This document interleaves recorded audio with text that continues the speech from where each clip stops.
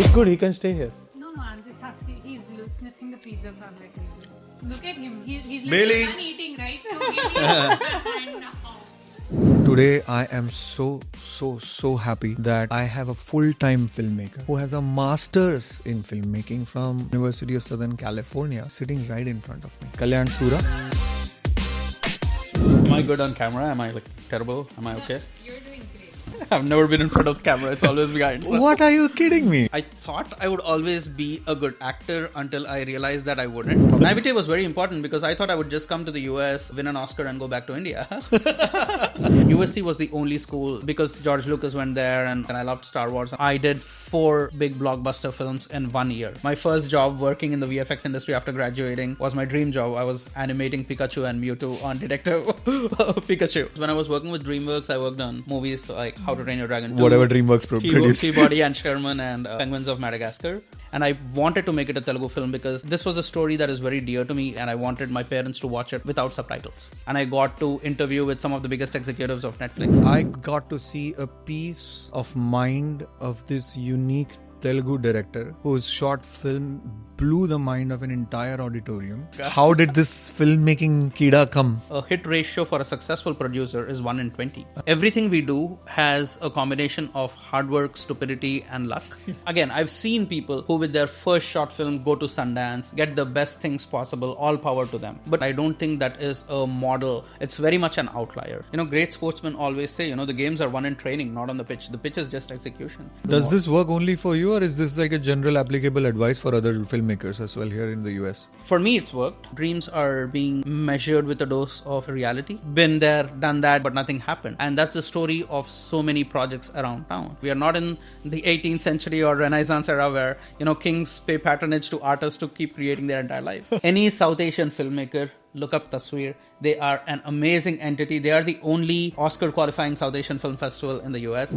How do you see VFX getting cheaper, more efficient, faster with AI and advancement? Are you already seeing these applications? We have benefited from using AI in small terms. Like if you take VFX, one thing that had always to be done is rotoscoping. With one click, you can separate out the background. But when they use AI to completely replace the artist who's doing the rotoscoping, that is where the problem is. And if we are so afraid of talking about AI in art that we won't acknowledge the growth of it, that'll become a bigger monster because it'll eat up all of the spaces. We hear a lot of this viral content about nepotism. But I'll tell you, if you look at short films, right, everybody will be in prison for nepotism.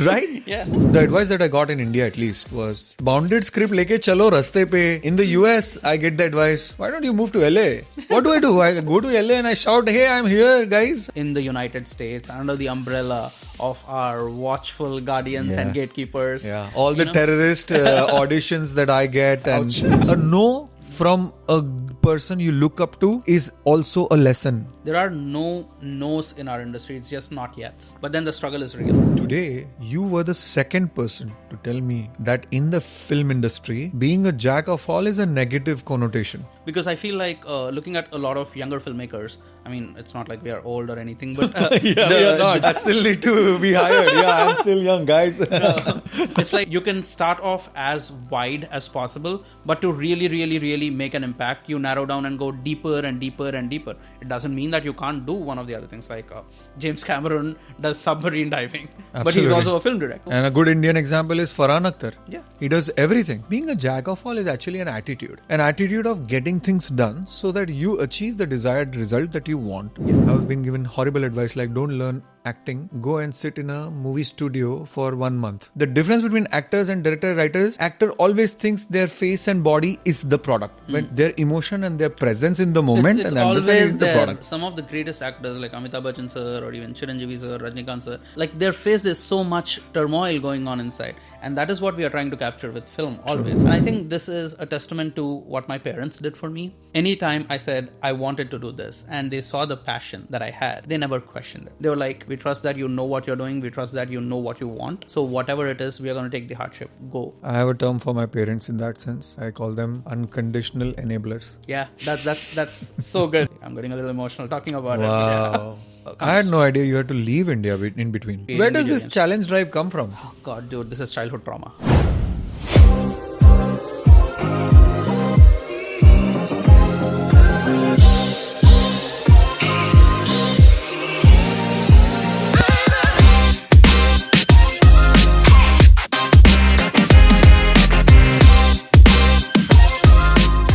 I've tried this a couple of times. I think because a lot of people don't know me and you because of our IMDb ratings, which is changing very soon. I think I love to share the story of how I met you for the first time. Wonderful. And the reason for that is meeting someone is of highest significance to me. Because you really don't know how or whether you will meet that person another time or not. So whatever that situation may be, I try myself to be very conscious in that moment. And then if you try to do that with every person, you lead a very conscious and, meaningful life. That's something that I have to learn, but yeah, I like that. Okay, so Kalyan Sura, Yeah. you are sitting in Seattle in my studio, but you hail from the Bay Area or not? San Diego. San Diego. Okay, fine. San Diego. Fine. Yeah. California. Yeah.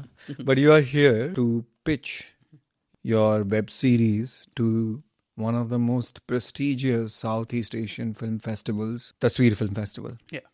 3 years ago, I think, 2022 or 2021, Tasveer Film Festival collaborated with Netflix Film Fund and sponsored 3 short films to be premiered in Tasveer Film Festival. One of them was Bepar, which was written and directed by Mukesh. I was one of the lead actors and that was also selected. And by all means and respect, the most memorable one of all was Those Bros Force.